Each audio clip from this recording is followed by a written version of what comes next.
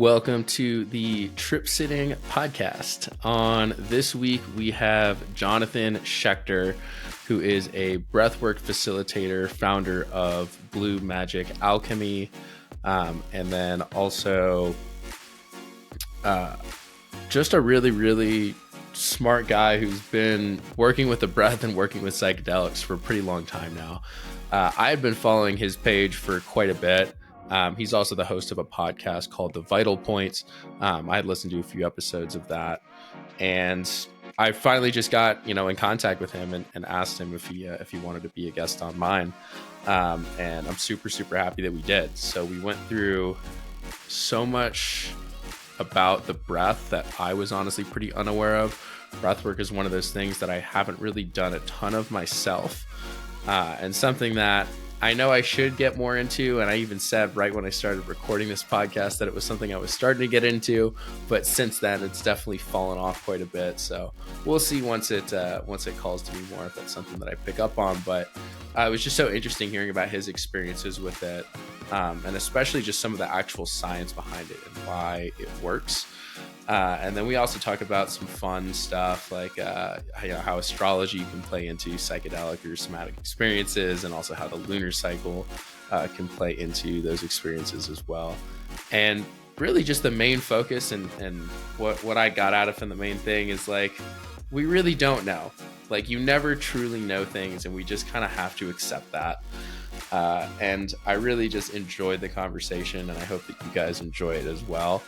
And before we head in, if you could also do me a huge favor and follow, subscribe to this podcast wherever you're listening to it. And if you could also leave a rating on whichever podcast platform you're listening to it on, that would be greatly appreciated. And help me get in front of more people. And as always, if you ever have any questions or want to reach out to me, shoot me an email, tripsittingblog@gmail.com, or follow me on Instagram or TikTok at tripsitting.blog, and just shoot me a DM. Now, without further ado, here is Jonathan. I wanted to start by talking to you about breathwork specifically. Yeah. Because that's something that's really not a big part of my practice right now. But literally earlier this week, I had like a download telling me like, you need to start doing breathwork. And it was like, and basically like immediately after that, I'm like, I went on YouTube and I'm like, Wim Hof 10-minute breathwork thing. And then I'm like, hey, I need to get more into this. So like, when did breathwork become like a big part of your practice? Was that from the beginning, or did that kind of add on later? So I've been practicing meditation for 20 years, not consecutively. There was definitely a chunk of time in the middle that like it got really sporadic. But since 2018, I've been practicing every day. And then I would say that meditation helped me to lead into like where I'm at now. And that was at the beginning of 2019. I got divorced from like a 12-year marriage that had gone down in the spiral for like it should have ended years before it did, and it had gotten abusive, and I just didn't know like how to deal with what was happening, or I didn't understand about having boundaries, or I had a lot of codependency. And so when I finally got out of that situation, what was really clear to me was, even though I had been abused in this situation, like I didn't want to just be the victim. I knew that, hey, this is still a two-person relationship, and I need to change some things about myself so that I don't go into another relationship like that, so that I can find a partner that's, more aligned with who I am. And so I really started this journey of just like trying to figure shit out and trying to figure out myself. And initially, you mentioned Wim Hof, and that was how I found breathwork. And it was through actually sort of on the tail end of the ice baths. Like there was one day where there was two different things that I had seen talking about like why doing ice baths was like good for resilience. And like, this idea that if you voluntarily do something that sucks, that when you have to do these things that you don't have a choice about that suck, it's going to be easier. And I'm like, well, I'm going through this divorce and there's lawyers involved. And like, I'm doing a bunch of stuff right now that I do not want to do. And that This totally sucks. sucks. Totally sucks. Right. And so okay, maybe I should do this. And so I started to do cold showers and then fill my bathtub up with ice. And then it was like, because I was learning about that, there was like the breath work on the back end. And so the really cool thing is breathwork has been peripheral, like sort of in the background my entire life, because my dad practiced rebirthing breathwork, not like as a facilitator per se, but just as like a practitioner, Hmm. pretty much my whole life. And when I was 15 or so, and like really not in a good place, like doing a lot of drugs and getting arrested and like just not, just a delinquent teenager. He At like, 15? oh yeah, I started at 13, but like at 15 was like almost at the peak of it, Oh like man. 15, 16. Yeah. He like sat me down and was like, hey, like I know you're doing a lot of stuff and you're trying to find yourself, and like I'm sure you're getting really high doing whatever it is that you're doing, but you can get a lot higher doing breath work. And I was like, you don't know what you're talking about. Like, shut up and get out of my face, old Yeah. man, like, and so it's no small irony that like now I'm a breathwork facilitator, right? Like, because I Hmm. knew like it was like, no, like I just totally rejected it at that time. And then when I was learning about the cold exposure, it was like, oh, you can get high on your own supply, all that Wim Hof type stuff.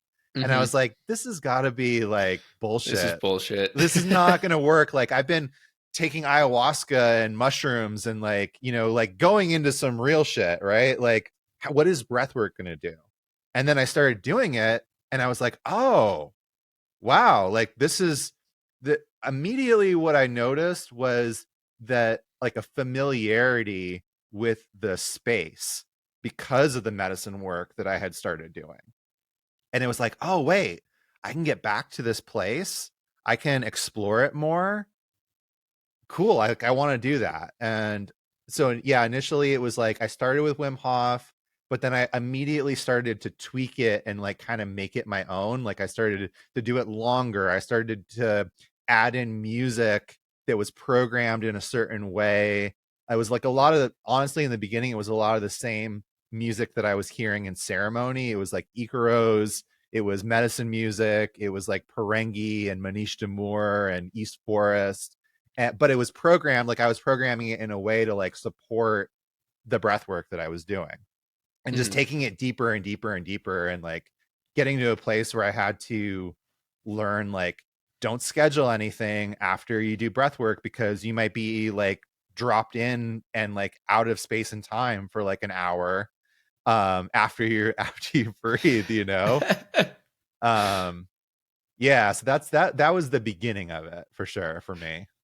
That's just you saying that. I don't know if you've seen this meme, but it like the meme of like the boss saying like, "Hey, where are you?" And then like you send back a picture of like five little guys in like consecutive row. The boss like, "Oh, no worries, take all the time you need." Yeah, that was me for sure, and like and then I just like I was getting more into it. I was trying to figure out how do I, like I really wanted to, I didn't know what I wanted to do. Like at one point I was like, I think I'm gonna be like a mushroom facilitator, like and do mushroom ceremonies with people.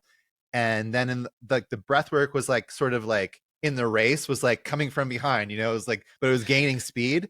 And so I was like, how do I turn this into a business? How do I help share this with other people? Because it was just in my head. And I started auditing different breathwork programs and doing different stuff in person and online. And then I stumbled across neurodynamic breath work, which is what I'm certified in.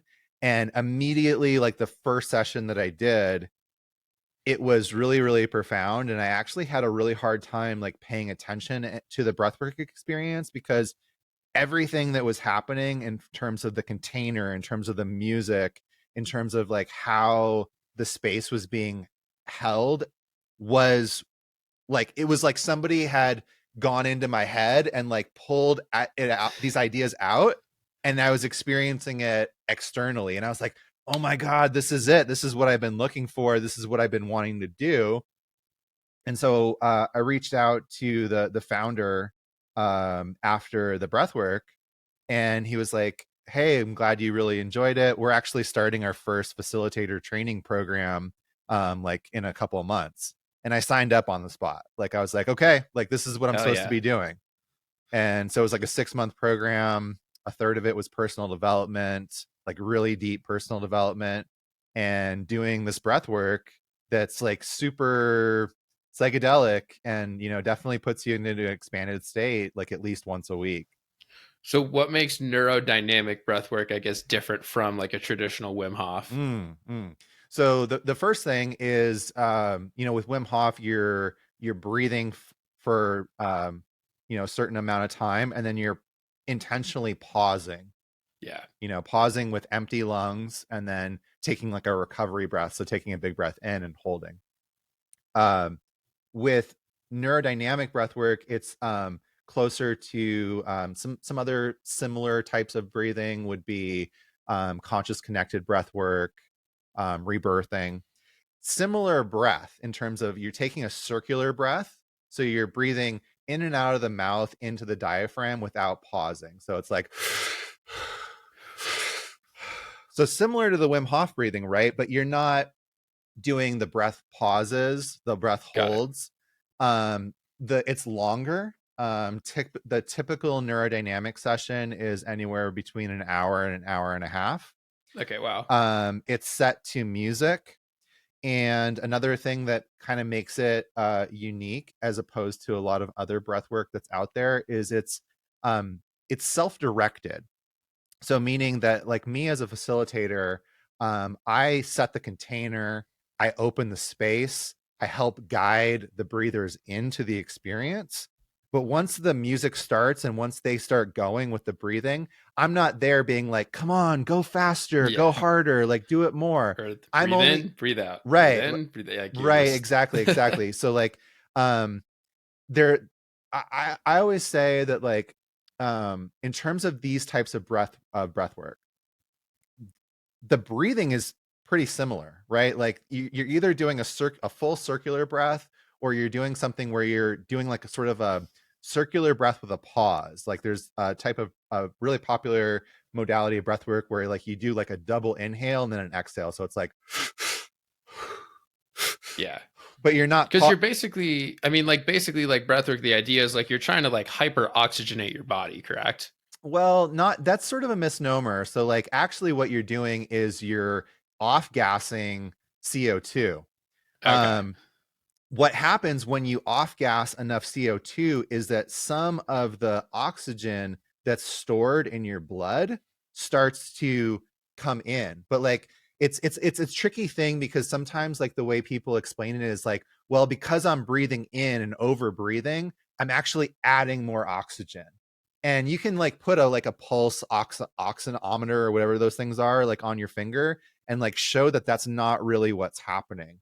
Um, but yeah, it's changing the gas balances, and so at a certain point, the some of the oxygen that's stored in the blood gets released because you're changing those gas balances. The other big thing that happens, and I would say this is more important to me than what's happening with the oxygen levels, is that you're going into a sympathetic state of arousal.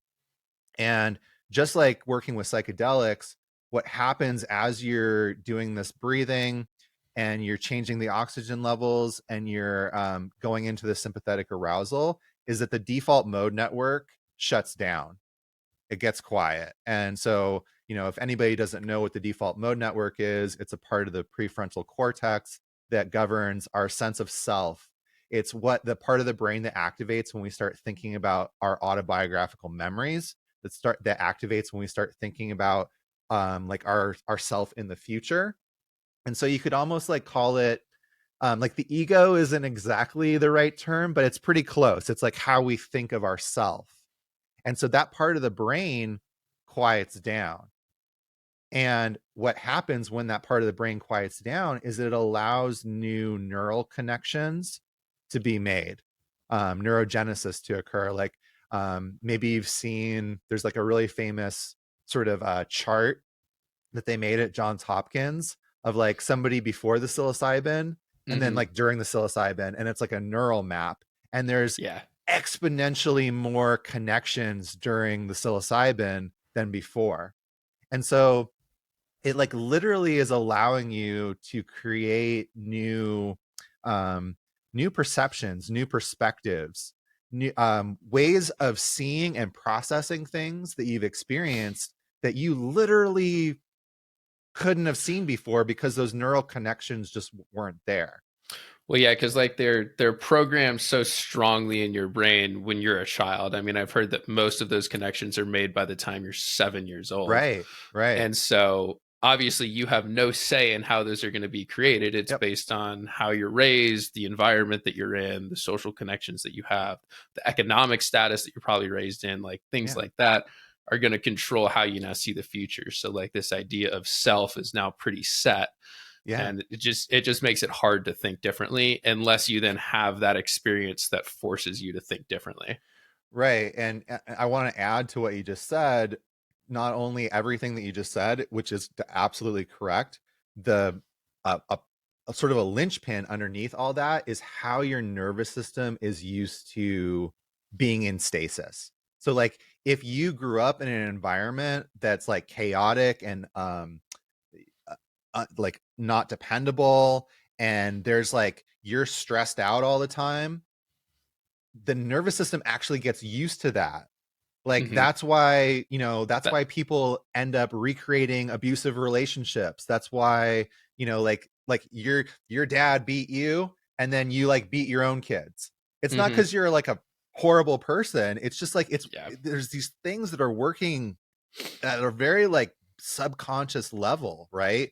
And so when we start to try to change that, like Gabor Mate talks about this a lot. Like that's where addiction comes in, because we're trying to self-correct, we're trying to self-soothe and like self-regulate the nervous system. And like as we're getting dysregulated, we're like, oh, cool. Well, I've learned that if I like drink, that like I calm down, right? Hmm. Or smoke a joint, or eat a cheeseburger, or like go hook up with like this chick, or that Hmm. it goes on and on and on, right? Like all these Even things. like yeah, like I mean, like overeating, binge watching TV, like any of these things that can just, again, basically just take your mind off of the real shit that wants to come up. Yeah, yeah, exactly. Um so we talked about the science of breath work.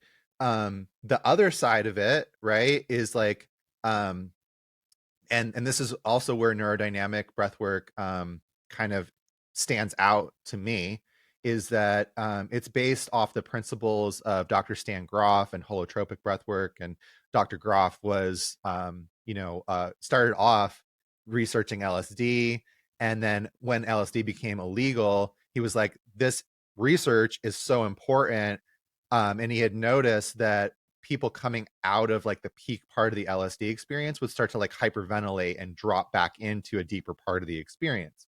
So part of these holotropic principles are that we all have this inner guiding intelligence, or an either inner healing intelligence within us, right? And that by entering an expanded state of consciousness, whether that's through psychedelics or breath work or dance or prayer, or the list goes on and on and on, right?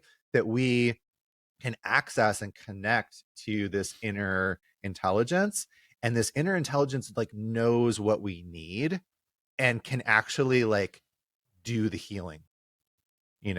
I've always found it like really fascinating since I started to get interested in breath work, that at least four ancient wisdom traditions that I can think of, the words for spirit and breath are the same. In Hmm. Chinese, in Sanskrit, in Hebrew, and in Greek, those words mean the same thing. So like the ancient wisdom traditions knew that the breath is the way into that space, into the spirit, like into connection. And once we enter that space, um, you know, that's where the healing actually happens. That's where we're like able to have emotional and somatic release. That's where we're able to like connect with this higher self. And in this type of breath work, it's very, very similar to working with psychedelics in that way. You know, not only are we able to create these new neural connections, but we're also able to like purge and release the things that we haven't been able to like complete, that are just sort of sitting charged in the subconscious. Yeah. And you know, in terms of the work of Dr. Groff, like some of those experiences, both in the psychedelic space and the breathwork space, are happening because of trauma that we experienced during the birthing process. Because like we don't have the So like opportunity, all the way back, like right? literally the beginning. Right. Yeah. Because we didn't have the chance or the resources or the capacity to resolve those traumas when they were happening. Right. We were Yeah. nonverbal. We were newborns. But it's really fascinating work because it actually explains like why people have similar experiences with psychedelics. It provides this framework for saying like, you know, like these sort of repeated experiences that people have. It's Hmm. like, oh, because this is what happened at this certain point during the birth process. And to me, it was like when I started to learn about that, I was like, oh, fuck, this is really cool. Like, this makes a lot of Yeah. sense to me, you know? Also too, I mean, going even like, I mean, deeper into the brain, like the reason why a lot of people have the exact same like archetypal imagery that shows up within their psychedelic journeys is like that's just a fundamental part of like the way that humans exist, like in our brains. Yeah. Yeah. So it's super cool. Like, I mean, I don't understand. I'm not going to say that I understand all of it, but it's really amazing that like as we get deeper into these experiences and into expanded states of consciousness, um not only are we dealing with our own experiences, we start to like access generational experiences, the experiences of like the zeitgeist and the collective and the culture, and like even experiences that like are outside of maybe our plane of existence, like, you Hmm. know, other dimensions or other timelines, other realities, historical stuff, you know, like it's all like up for grabs basically, like once you sort of go through those doors, and you never Yeah. know like what's going to happen. But like just like we were talking about before we hit record, like it's all based on being willing to like surrender to the process and be open to like whatever is going to happen. Yeah. Like not trying to control things or think that you definitively know like what is right and what is wrong. I think that's probably one of the biggest lessons that I've learned is like what I think I know could end up being completely false, and I'm just Mm. okay with that. Like I'm not going to Yeah. try to pretend like I know what's right and what's wrong and what is and what isn't. Yeah. It's like a delicate balance, right? Like it's okay to have it's okay to have intentions, but you have to Mhm. be completely willing to like let go of your expectations of those intentions, like being worked Yeah. on, or like, you know, it's, I'm sure you've had the same experience, like where, you know, you sit down, you have these like really, really strong intentions and you're like, okay, this is what I'm working on tonight. And then the medicine just like kind of slaps it out of you. It's like, nope, this is what we're doing. Sorry, buddy. Right.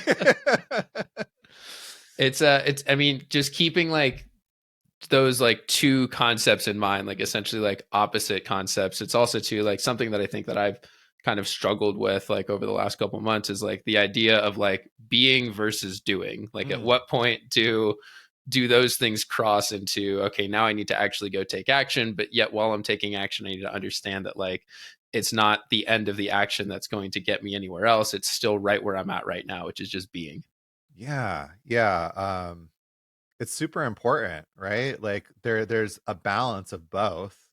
Um, I I want to say that I feel like at least in this moment that being is more important. Like if I had to choose one Yeah. or the other, like the being is more important, because at the end of our life, we're not going to have anything else to do. We just have to be able to be.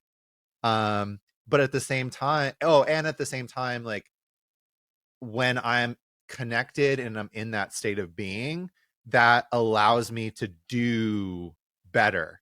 It Yeah, allows me to exactly. like be Like more focused and like the manifestation to flow. And if I'm just doing and doing and doing without the being part, then I'm going to be wasting a lot of energy and spent like spinning my wheels, or like um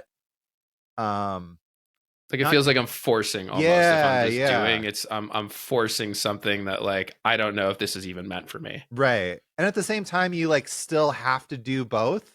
Yeah. Because like, well, unless you're gonna like go live in a cave somewhere and just like meditate, right? Or Like, yeah, like become a monk. right, exactly. And trust me, I've met a lot of monks. I've spent time with a lot of monks. I lived in Tibet for a year, and a lot of the like monks are no better off than like you or me. Like they want to Yeah. go get a new phone and like, watch something on TV, and they're Yeah. just wearing robes doing that, Did you, like did you see that story that came out recently about some temple? I forget where, if it was in Tibet or it was in Japan, but either way, like all of the monks in this temple tested positive for meth, like every single one of them, and they had to completely like shut it down. Like I don't know how wow. that happened, but I was like, that's wild. Yeah, I mean, it was definitely like this experience that I had where I'm like the idealized like what we think of as like, oh my God, it's a monk, and then They're so they're like, hey, could I peaceful. play your Game Boy? Yeah. Like Oh, you're just a person too. right, right, right. Yeah, yeah. You're wearing these robes and like, and then that's not to say that there aren't some amazing monks and nuns that have like really dedicated their life to practice. Like I also want to mention that. Like I don't want to like be disparaging of people. Like I also had these experiences where I met these old monks and had these like really cool conversations with them, and then like they would leave, and the people that I was with, like the teachers, they're like, yeah, that guy did like a 10-year retreat in a cave, and I'm like, holy crap, like, oh my God, so I'm really grateful that I had that experience of like spending a year over there, because it like the experiences that I had, the things that I got to see were just amazing. Yeah.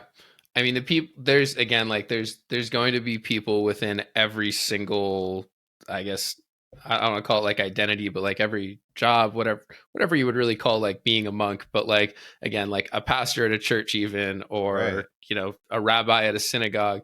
There are the people that do it and like actually embody those values. And yet there are Right. still going to be people that are just doing it and they are just doing it for the sake of that and don't really believe that shit. Yeah, yeah, for sure. And it's actually like one of the things that really attracted me to Buddhism when I first started to practice it was like, the Dalai Lama saying like, don't become a Buddhist because you think you can be a better person than like you could Hmm. as a Christian or a Jew or like however you grew up, like that's not a good reason to be a Buddhist. And like actually you should go back and like re-examine your, the faith that you grew up in, because you can be just as good of a person doing that as you can Yeah. practicing Buddhism. Yeah. So when did you start diving into Buddhism like for real? 2003. Yeah. Okay. And then by 2005, I was in Tibet and I spent a year there. At the time I thought I was going to be a translator. It was the direction that had been given to me by one of my teachers. Like I thought my goal at that point in my life, I was working in insurance. I didn't want to be in insurance. I was DJing and like right on the cusp of like actually being able to quit the insurance and pay my bills with DJing. But I hated who I was. I started to, and meditation like actually started to help me see that. Was like, Hmm. man, I don't like who I am when I go out into these environments, because I have to Yeah. like pretend. I have to like, I felt like I had to be like an asshole to women, which really was like my own unresolved, like, kind of like emotional stuff that I hadn't dealt with. Yeah. But it just started to help me like get back into alignment. And Was plant medicine already a part of your life at this point? yeah, some recreationally for sure. Like definitely not. I had no idea what integration meant, but yeah, Yeah. I took a lot of LSD in high school, and then I was sober for a couple of years because like basically right after my dad told me like, hey, you should go do breath work instead of getting high. um I got sent to a sober living house, and because I was so out of control and doing meth and all kinds of other things that weren't good for me. um but when I kind of like exited that first sober period, um yeah, it was more like the rave scene. It Hmm. was like Yeah.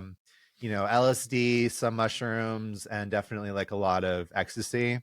Yeah. But yeah, like in that recreational like rave kind of context. I've even before though, like when especially working with psychedelics as opposed to like the MDMA, um I've always felt like the those medicines were, even though I didn't call them medicine at that time, were sort of pushing me, like guiding me into a more spiritual, like deeper sort of examination of my life. And actually, I would say like the mushroom journey that I had a few years ago that like really changed a lot for me, that was like sort of like the signpost of like, okay, you can go this way or you can go that way. One of Hmm. the things that happened during it was the first time that the mushrooms like started to talk with me, and they were like, hey, do you like realize the ways that we've been sort of like guiding you in the background? And they showed me these different moments in my life where like these decisions that I made or these ideas that I had, and I had no concept that this was happening, but as they were having this conversation with me, it was like, hey, you remember when you made that decision? Do you remember that like you were on mushrooms? And I was like, oh fuck, I was. And there was a few moments like that.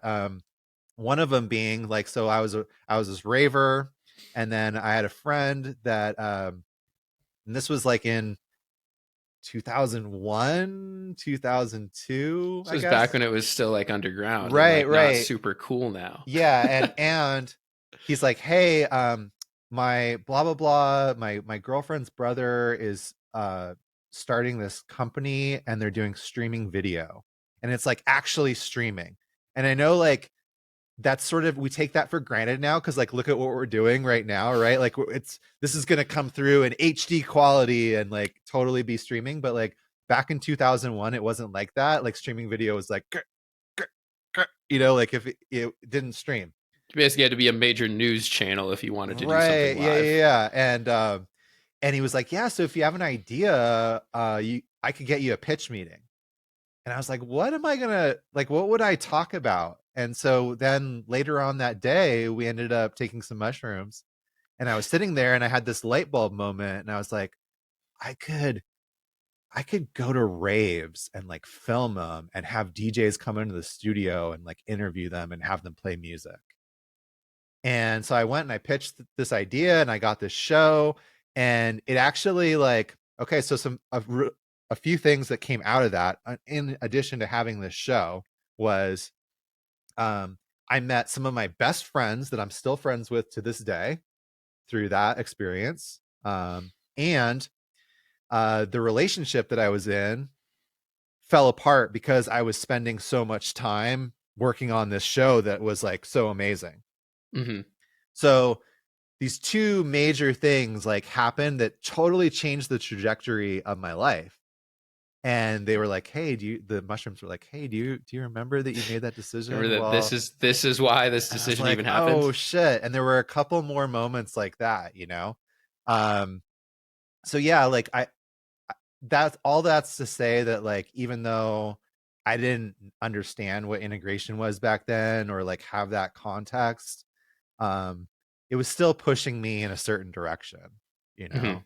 Yeah, it's still guiding you in the background, and then you just forget it quickly, and then Hmm. you do it again, and then you start getting guided again. And I think that was pretty similar to my experience too, until really it was ayahuasca that made me realize like, oh shit, like I need to integrate this. Like Yeah, if I don't, I'm gonna be fucked. yeah, yeah. So when I discovered Buddhism, like I basically got totally sober, and I was sober for 7 years. I didn't spend all those 7 years in Tibet like the movie, but like was 1 year. But I was totally sober from everything. And then some like really traumatic stuff happened in my marriage that I had no idea like how to deal with. My ex-wife started to have childhood sexual trauma come up that had been repressed with medication since her childhood. And I believed her, but her family didn't. And it like Hmm. created this like basically like cognitive like rift.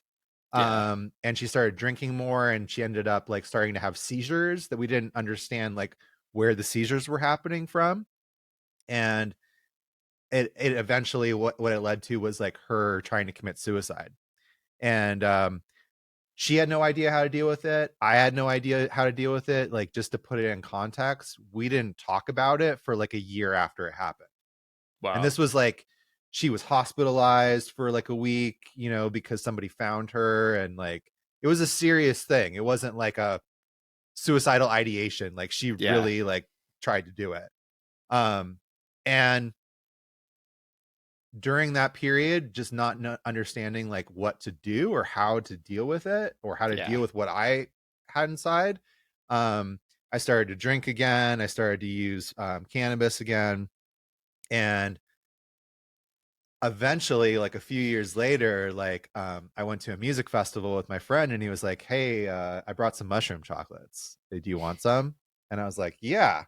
um so after this like hiatus of like 7 years of sobriety, I started to have a few mushroom experiences. But like my ex-wife, who was my wife at the time, like was not supportive of any of that. So it was like I had to hide it.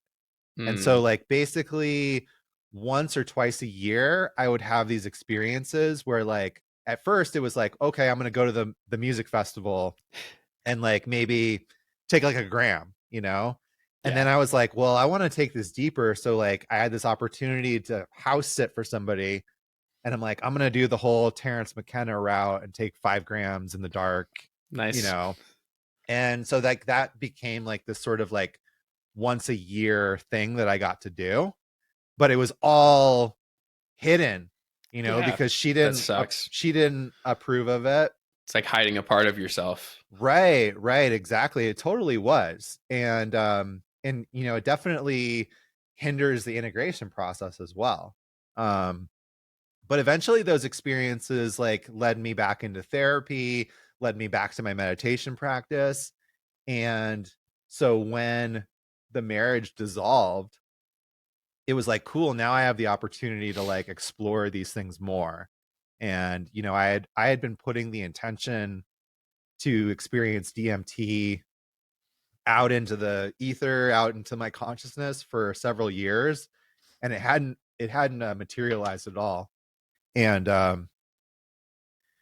right, I mean, fairly soon after the marriage dissolved, I had the opportunity to sit with ayahuasca. Mm. And so yeah, that changed a lot for sure. And What that was what I guess what did the ayahuasca show you that that Oh mushrooms wow. hadn't and LSD hadn't shown you up until that point? Yeah. A lot. I mean, the first time I sat with ayahuasca, I relived being in my mom's womb, and I like experienced the trauma and the doubt and the fear that my mom had been in during that time, that like almost had like been fed to me Yeah. unconsciously. Like, it wasn't like she wasn't trying to do that. It was just she had this unresolved trauma inside of her, and it like downloaded into me.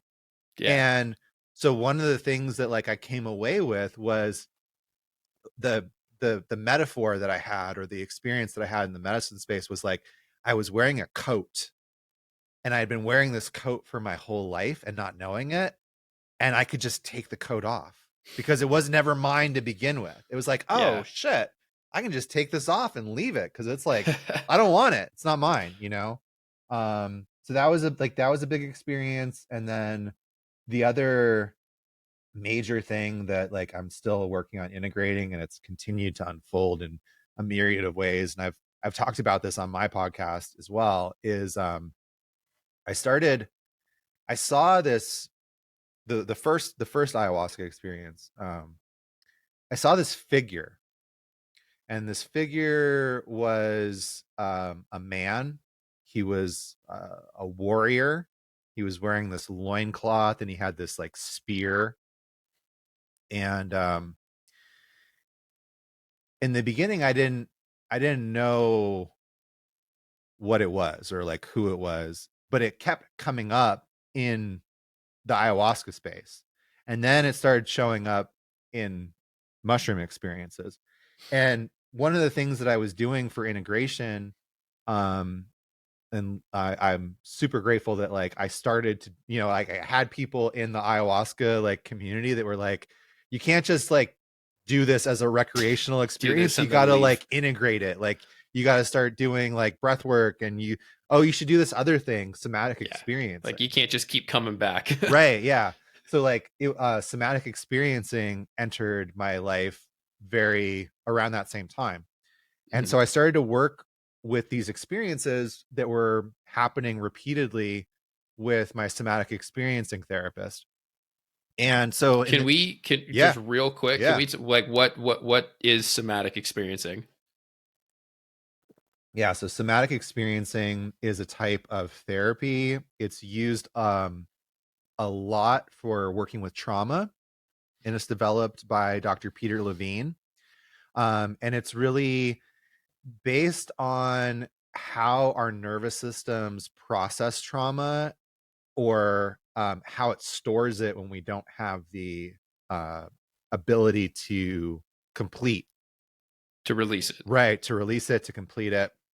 And so it's a way of connecting to the body and what's happening in our body, so that we can like work with that trauma, and also like on the flip side of it, like um, develop the positive experiences in our life as well. Hmm. So you could say that like traditional talk therapy or mindset work, things like that, some people would consider meditation top down therapy, right? You're starting with the brain, and you're like Hmm. trying to get the brain to control the body. And Yeah. somatic experiencing is a bottom up approach. So you're starting with the body and like using it to influence the mind. And one of the reasons that that's so effective is that 80% of the signals in our autonomic nervous system run from the body to the brain. Yep. So when we're trying to control what's happening in our body and our experience with the brain, we're really fighting a losing battle. So anybody that's like been in a weird situation and been like, I'm going to think my way out of this, like it doesn't work, right? At best you end up like spiritually bypassing, or Hmm. trying to bypass your experience in some way. The key is working it through the body. And in my coaching practice, I actually have integrated this in a way where it's like the top down stuff works, mindset works, manifestation work works. But if it's not working for you, you've got to go into the body and figure out where you're blocking yourself. Yeah. So it's like, we can start with the top down stuff, right? We can start by like setting up a plan and like a daily practice and discipline and mindset and all that stuff, right? But if it works, great. Like you're better off than I was. But it's Hmm. like if you find yourself like blocked or going back to the same patterns and not being able to like figure out how to get unstuck, then we've got Yeah. to like go into the body and figure out where you're blocking yourself, where that shit is like getting stuck, so that the top Yeah. down stuff can work, you know? Do from your experience, do psychedelics help you go into the body as well, or is that mostly for mind stuff? Yeah, no, I think it helps you go into the body. I do think that it really helps to develop practices like breath work and like certain types of meditation that help you Yeah. develop that awareness. Yeah, I didn't understand meditation at all. Like I've tried doing it in the past so much. I just didn't get it until I did ayahuasca. Like and Yeah. then after that it just immediately clicked like, "Oh, this is what this is supposed to be." But like Yeah. before that, I just didn't understand it.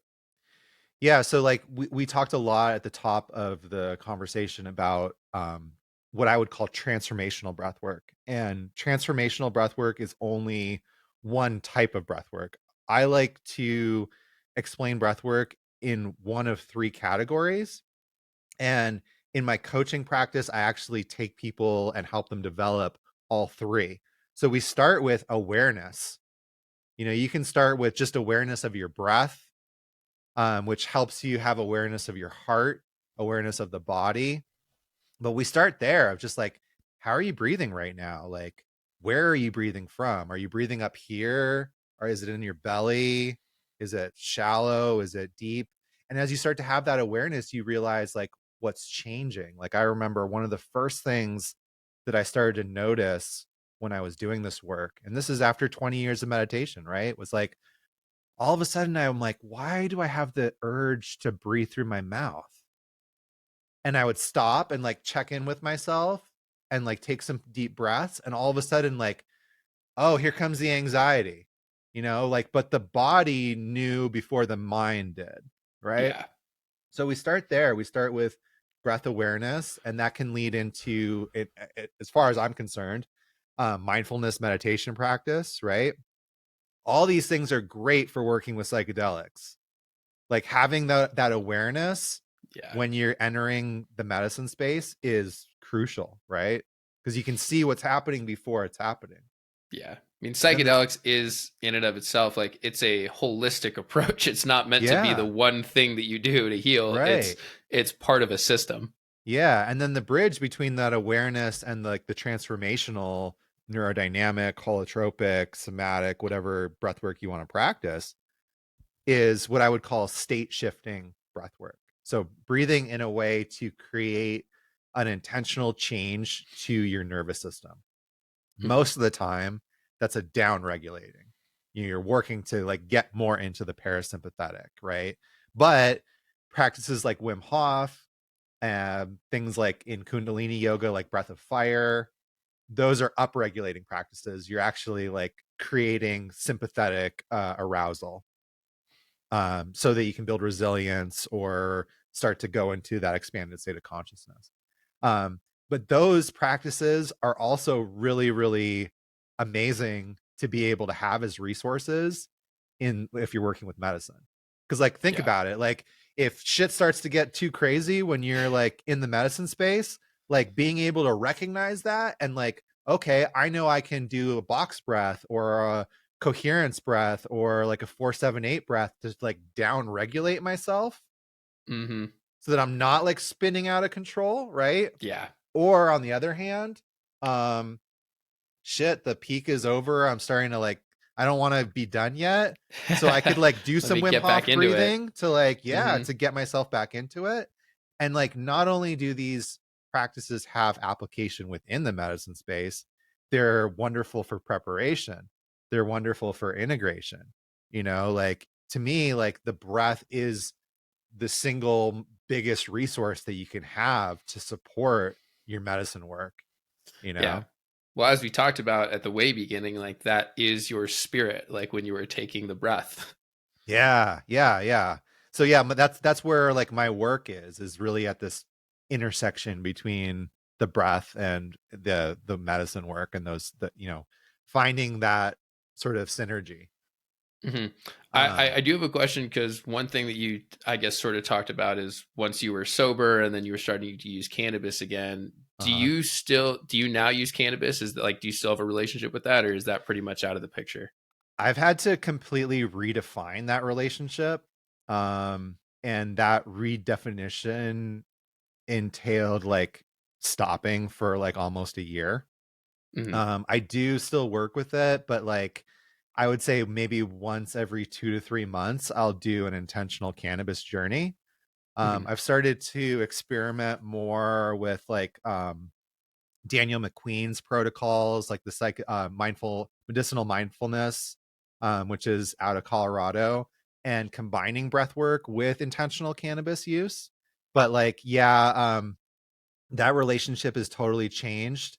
I've definitely started to treat it more as like a plant medicine as opposed to like, oh, I'm gonna go like Yeah. roast this Like bone, you know? having like an intentional use behind it. Right. And because like I only work with it like once every 2 to 3 months, like I have to set aside like the rest of the day because Yeah. it's gonna like one, like one hit is just gonna like put me into outer space. Hmm. And that's something that like not just with cannabis, like I've discovered in my own work, like some people with medicine work, they like they increase and increase and increase. And I've definitely gone through phases where I feel like I've done that too. Like where I'm like, I'm gonna take a third cup of ayahuasca. Like I'm gonna like, I'm gonna take another 2 or 3 grams. What happened to me at some point, and personally, I think this is due to the integration work that I was practicing and continue to practice, is I started to become much more sensitive to medicine. And there was actually a point in time where the mushrooms like told me that, and they were like, hey, there's been this shift and you don't need to take as much medicine anymore. Like you need to Yeah. start cutting back. And the next time that I like sat, I didn't listen. I took another like 5 grams, and it was one of the most challenging journeys that I had ever done. Like I got my ass handed to me, and I was like, Hmm. oh shit, maybe I should listen to this. And then I started to cut back, and I felt like I was going deeper, like deeper than I had been on like 6 or 7 grams with like Yeah. 3 grams.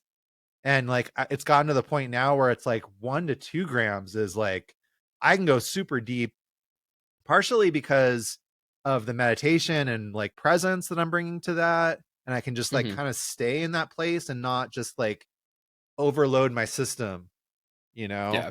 And when I was talking with like Acacia Lewis, who's like one of the, sort of like spokespeople of like the high dosage movement that's out there Yep. right now, and I love her and I respect the work that she's doing. She was like, yeah, you do go through phases with that. Like wait till the season changes and then you start to like ramp back up again, and I'm Hmm. like, okay, cool. Like, I'm like, I'm open, it's just not where Yeah. I'm at right now, and I H- respect that. how often are you doing like intentional journeys now? So at this point, at right this second, and for like the last year or so, it's been very sporadic. Hmm. Part of that was going through a shock trauma that while I was under the influence of like a 5 gram mushroom journey, that really like took away a lot of the safety that I felt. So like I've had to work through that trauma. I've had to work to reestablish my trust in the Yeah. medicine space. And Your also nervous like it, system too. right, definitely. And it also like came at a point that was like really a good place to hit pause, because like before that happened, I had been like doing like, high dosage mushroom work at least once a month. Hmm. um I had that 6 month period of doing breath work, my breath work training, where like I was doing my breath work, which in and of itself, like after I signed up for the program, I was like, wait a minute, they want me to do this breath work at least once a week. And every time I do this breath work, it's like doing a journey.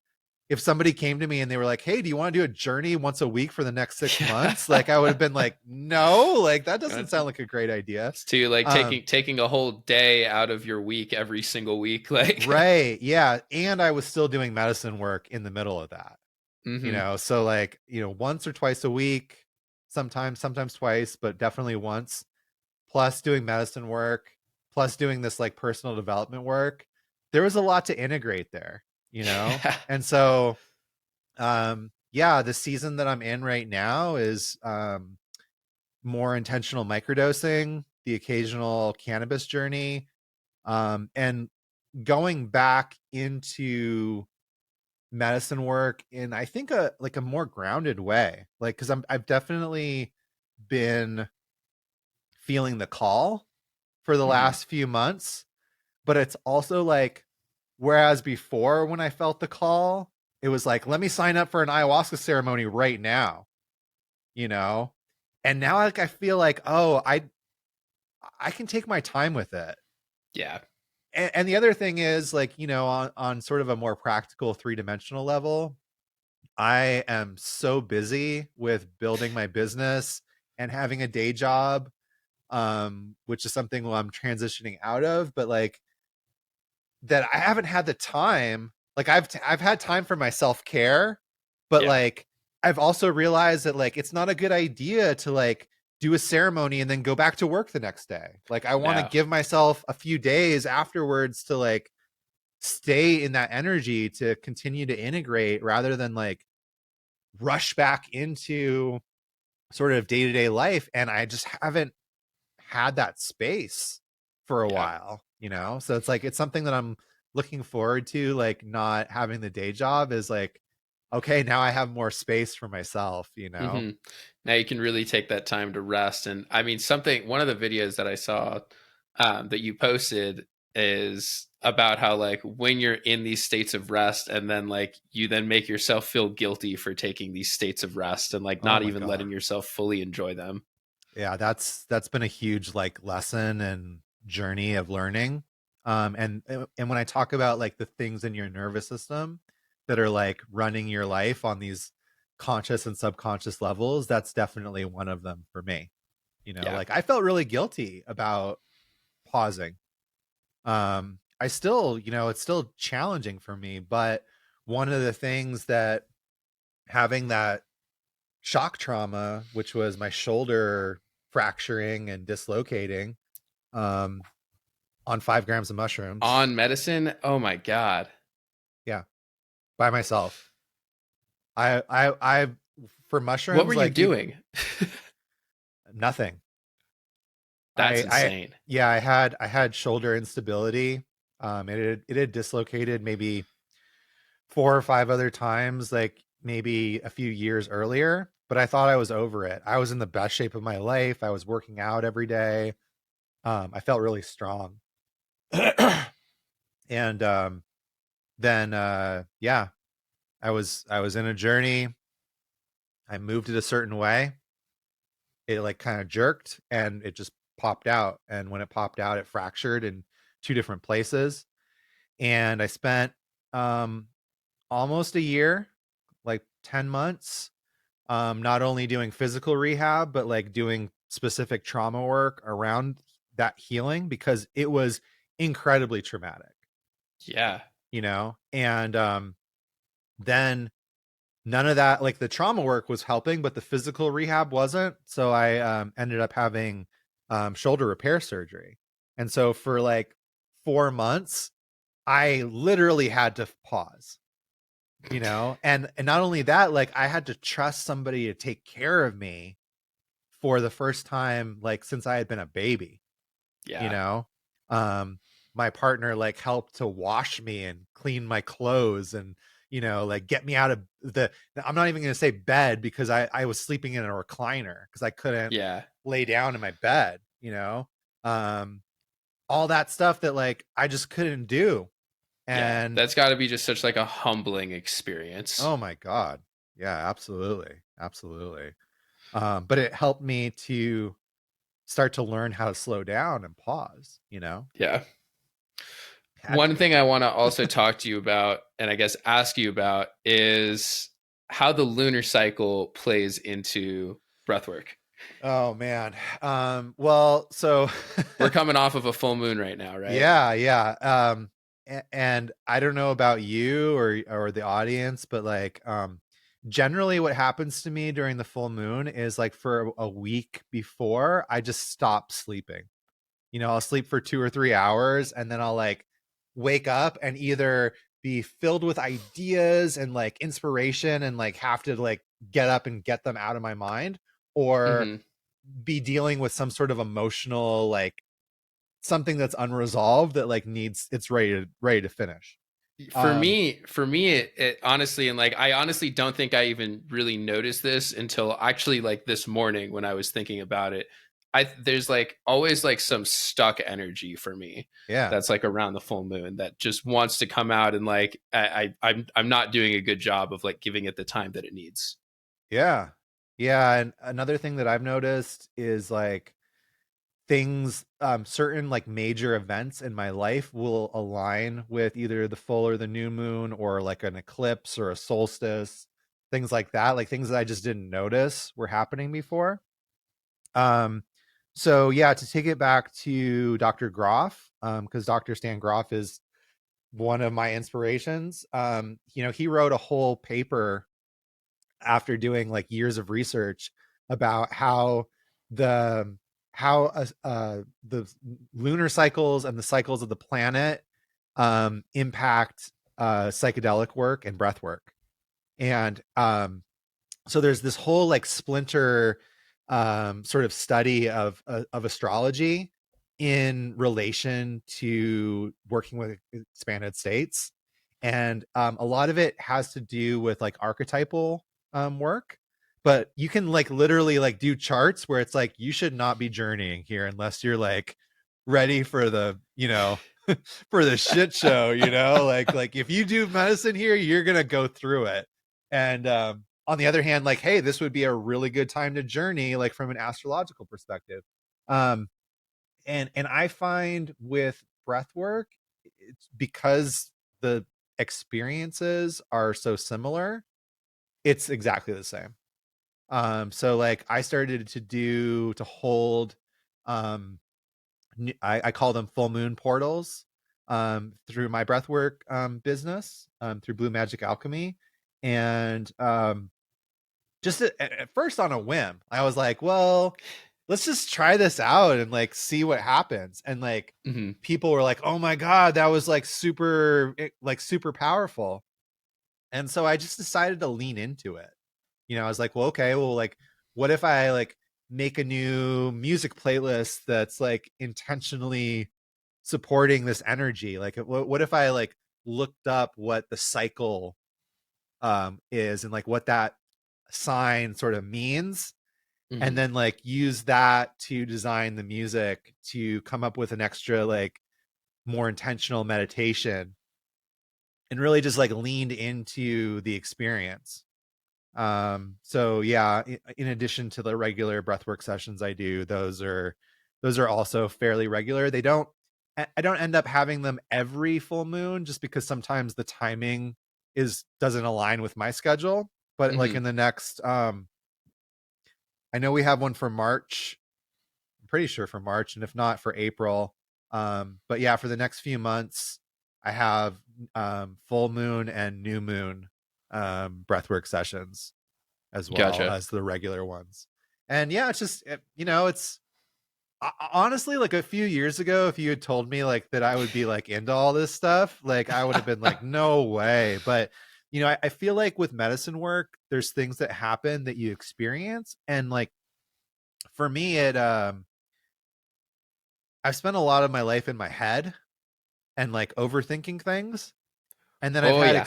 I've had experiences in the last few years where I'm experiencing it and I'm not thinking about it at all. It's just happening. Yeah. I'm It's not like, just oh, is this there. happening? What does this mean? Is this Yeah. real? No, it's just happening. Like You it just know, is. it just is. You're just being. You're not doing. Like the doing is gone, and you're just being. And so I'm like, okay, cool. Well, that happened. So now that's a thing. Yeah. You Yeah. know, That's something I can no longer talk negatively about or say no to. right, right, exactly.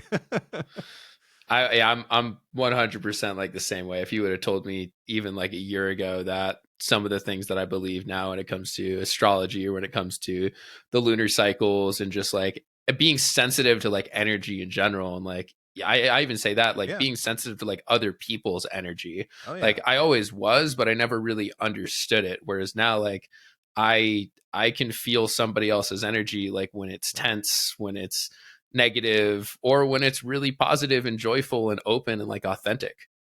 Yeah. Yeah. Yeah.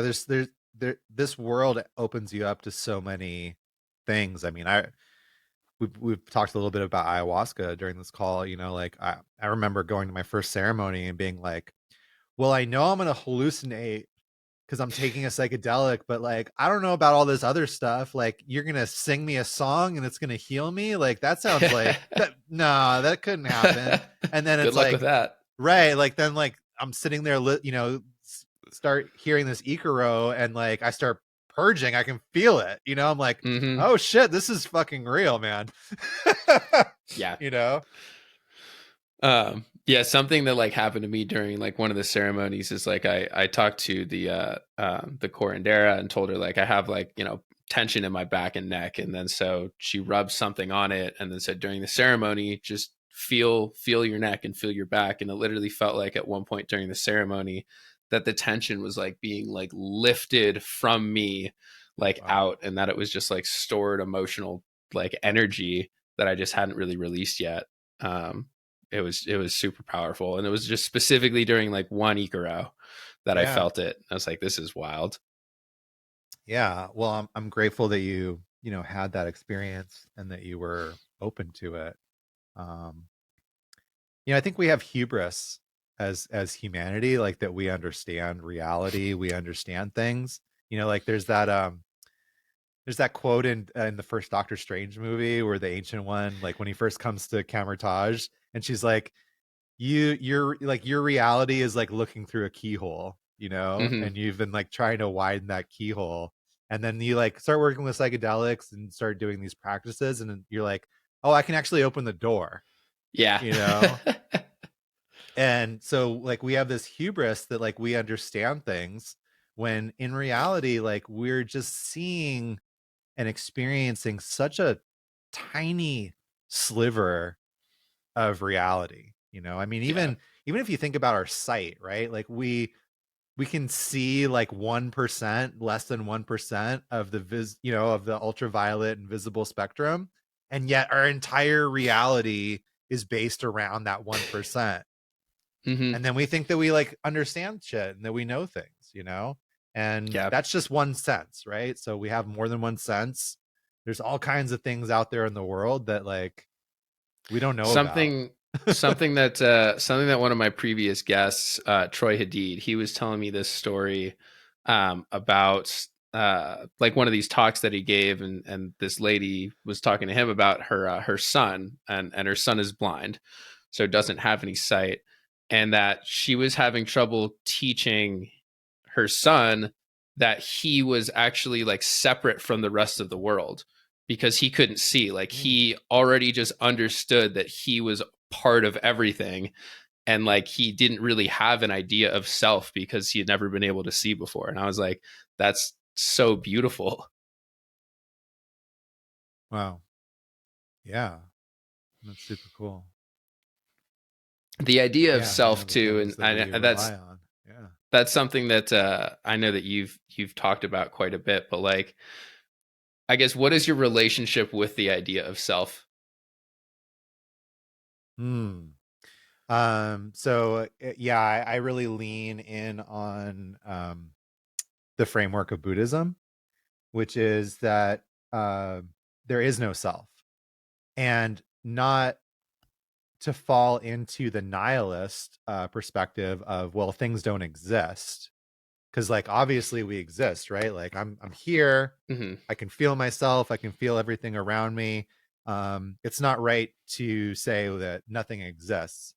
Buddhism believes in the middle way, that like things are here, but they don't exist in the way that we think of them. They exist, but without an independent reality to themselves. Yeah. So if Hector, uh, on a recent podcast, I'm going to borrow his example because it was so good. He said, here's this pen. I wish I had a pen I could grab. But here's this pen. Do you think this pen exists? If it existed, then the dog would try to write with it. The dog doesn't see it as a pen. The dog sees it as a chew toy, Mm. right? So whatever our ideas are, whatever our the narratives that we tell ourselves, the labels that we put on ourselves and our experience, our reality, we take those as real. but they're not real. They're completely made up. They're completely manufactured from our mind, from our experiences. And so yeah, through meditation, through psychedelics, through breath work, we have the ability to see that, to experience like, oh shit, this is not real, and I can let Mm-hmm. it go. Because before that, it was like it was totally real, like Yeah. I just posted something about the Matrix and the there is no spoon. And to me that's like a great example, because it's like when there's the spoon, you can't bend it because spoons don't bend. So what does the kid tell him? He's like, you can't bend the spoon. You just have to realize that there is no spoon, you know? Mm. And Yep. so like we're like that, like the things that define us. Um, would I be different if my name wasn't Jonathan? You You'd know? still be you. Right. I'd still be me. And what is that me? It's just a collection of causes, conditions, experiences, memories, thoughts, you know? The All classical, inhabiting this one body. yeah, the classical example that's given in like classical Indian Buddhism, when Buddhism was like at its height of, sort of the Renaissance in India, was they would talk about a chariot, and they would say, show me the part of the chariot that's the chariot. Is it the wheels? Is it the reins? Is it the thing you're standing on?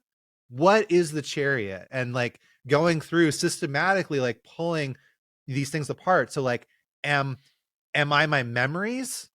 Am I Mm-hmm. my body? If you cut off my arm, would I still be me? If I lost my sight, would I still be me? You know? One of my favorite books that talks about this is The Untethered Soul, if you've ever read that. I have Um, not. I would highly, highly recommend it. It's just, it goes Cool. through all of this, and like literally right at the beginning, it's asking you to like think of yourself, think of the idea of yourself. Okay, now if you changed your name, like would you be different? Like would I still be Cameron if my name wasn't Cameron? Well, yes, I guess I would be. So like really like the fundamental answer to the question, who are you, is I'm just me. Yeah. Yeah.